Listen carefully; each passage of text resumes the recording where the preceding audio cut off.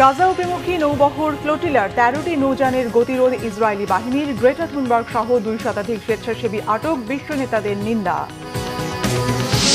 সিঁদুর খেলা আর উৎসবের মাঝেও বিষাদের ছায়া, পূজা মণ্ডপ থেকে প্রতিমা বিসর্জনের যাত্রা শুরু।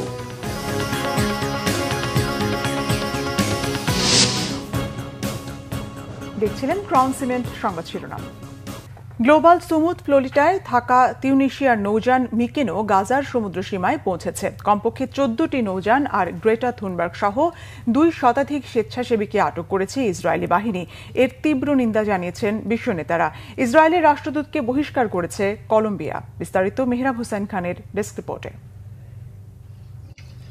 ১ অক্টোবর রাতে গ্লোবাল সুমুদ বহরে অন্তত ৪৫টি নৌযানের মধ্যে সামনের দিকগুলোতে হানা দেয় ইসরায়েলি কমান্ডোরা। গাজা উপকূল থেকে ৭০ নটিক্যাল মাইল দূরে থাকতে ৩৭টি দেশের ২ শতাধিক স্বেচ্ছাসেবীকে আটক করা হয়। এদের মধ্যে পরিবেশকর্মী গ্রেটা থুনবার্গও রয়েছেন। ধারণা করা হচ্ছে গতবারের মতো আটক স্বেচ্ছাসেবীদের ইসরায়েলে নিয়ে নিজ নিজ দেশে পাঠিয়ে দেয়া হবে। বাধা না পেলে এই বহর ২রা অক্টোবর গাজা উপকূলে পৌঁছানোর কথা ছিল। স্বেচ্ছাসেবীদের ক্ষতি না করার আহ্বান জানিয়ে জাতিসংঘ মহাসচিবের মুখপাত্র স্টিফেন দুজারিক বলেছেন, পরিস্থিতির উপর নজর রাখা হচ্ছে।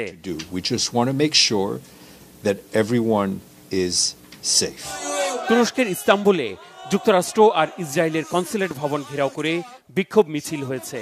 ফিলিস্তিনে বর্বর হত্যাযজ্ঞ অবিলম্বে বন্ধের দাবিতে ইসরায়েল আর তার দোসর যুক্তরাষ্ট্রের বিরুদ্ধে স্লোগান দেন বিক্ষুব্ধরা। ইসরায়েলের বর্বরতার প্রতিবাদে বিক্ষোভ মিছিল হয়েছে তিউনিশিয়ার রাজধানী তিউনিসে। ইসরায়েলের নজিরবিহীন বর্বরতা আর স্বেচ্ছাসেবীদের এভাবে আটকের ঘটনায় যে শুধু মুসলিম দেশগুলো ক্ষোভে ফুঁসছে এমন নয়। বিক্ষোভ মিছিল হয়েছে গ্রিস, ইটালি সহ ইউরোপের দেশে দেশে। রেল লাইন অবরোধ করা হয়েছে জার্মানির বার্লিনে। একে কাপুরুষোচিত ও জলদস্যুতা বলেছেন ভেনেজুয়েলার পররাষ্ট্রমন্ত্রী গিল পিন্টো। তীব্র নিন্দা জানিয়ে ইসরায়েলের সাথে মুক্ত বাণিজ্য চুক্তি প্রত্যাখ্যান করেছেন কলম্বিয়ার প্রেসিডেন্ট গুস্তাভো পেত্রো।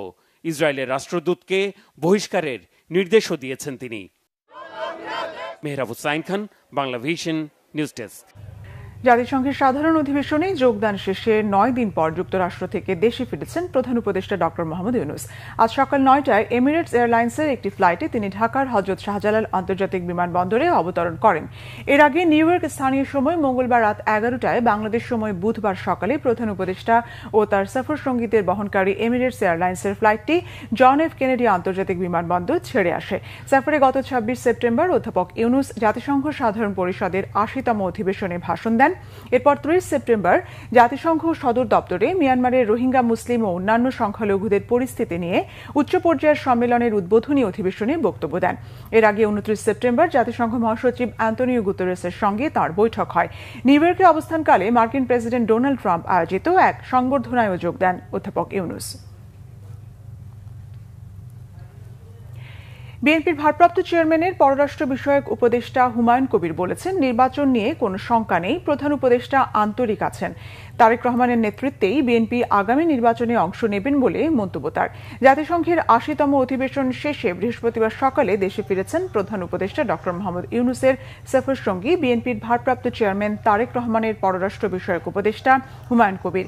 বিমানবন্দরে আনুষ্ঠানিকতা শেষে ভিআইপি গেট দিয়ে বের হলে মুখোমুখি হন সাংবাদিকদের।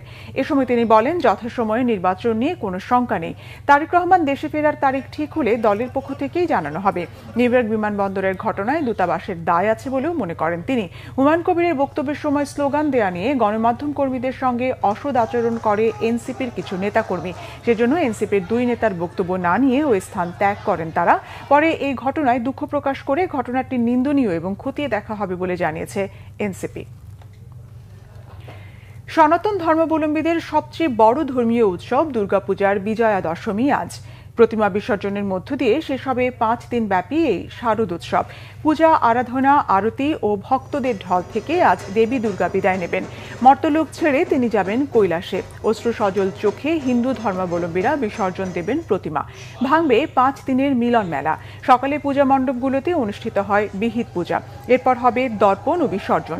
হিন্দু শাস্ত্র মতে এদিন দেবী দুর্গা মর্ত ছেড়ে কৈলাসে ফিরে যাবেন। সনাতন ধর্মাবলম্বীদের বিশ্বাস, মানুষের মনের অসুরিক প্রবৃত্তি, কাম, ক্রোধ, হিংসা, লালসা বিসর্জন দেয়াই বিজয়া দশমীর মূল তাৎপর্য।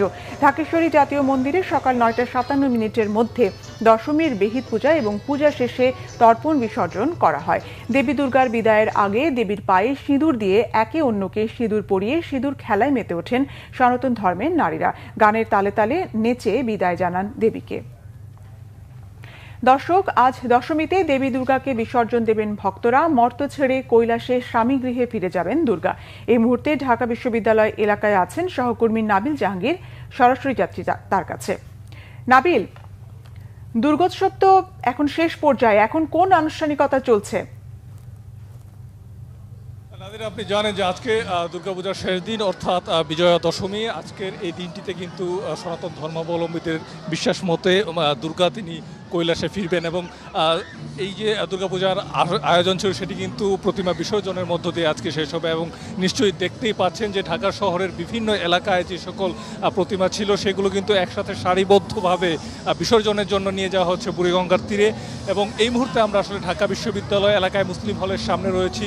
এই যে শোভাযাত্রাটি দেখতে পাচ্ছি সেটি হচ্ছে বিসর্জনের শোভাযাত্রা এবং আজকের এই দিনটিতে যেহেতু আজকে বিজয়া অর্থাৎ অশুভ শক্তির বিরুদ্ধে শুভ শক্তির বিজয় ঘটেছিল, দুর্গাকে যে দায়িত্ব দেওয়া হয়েছিল মহিষাসুরকে দমনের, সেটি আজকে তিনি সম্পন্ন করেছেন এবং সেই কারণে কিন্তু ভক্ত যারা রয়েছেন তারা নেচে গিয়ে আনন্দ প্রকাশ করছেন। আপনি নিশ্চয়ই দেখতেই পাচ্ছেন গানের তালে তালে নেচে গিয়ে তারা কিন্তু এই দিনটিকে উদযাপন করছেন। একই সাথে আমরা কিন্তু ভক্তদের সাথে কথা বলছিলাম, তারা কিন্তু বলছিলেন যে এই যে আনন্দের সাথে কিন্তু আসলে বিষাদের এক ধরনের টান রয়েছে, কারণ আজকেই কিন্তু আসলে তারা তাদের যে দুর্গাকে বিদায় জানাচ্ছেন। বিসর্জনের মধ্য দিয়ে দুর্গাপূজার সমাপ্তি ঘটবে এবং তাদেরকে আরও 1 বছর অপেক্ষা করতে হবে পরবর্তীতে আরেকটি দুর্গাপূজার জন্য। এবং আমরা তাদের সাথে কথা বলছিলাম, তারা বলছেন যে তারা কিন্তু বিশ্ব শান্তি কামনা করেছেন, অশুভ শক্তির বিনাশ চেয়েছেন এবং তারা প্রত্যাশা করছেন বিশ্বে শান্তি ফিরবে।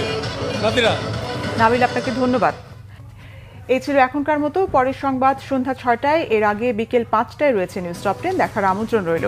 এছাড়া বাংলা ভিশন সংবাদ ও সংবাদ সংশ্লিষ্ট অনুষ্ঠান দেখতে ভিজিট করুন www.bvnews24.com ও facebook.com/banglavishannews এবং সাবস্ক্রাইব করুন youtube.com/banglavishannews। ধন্যবাদ।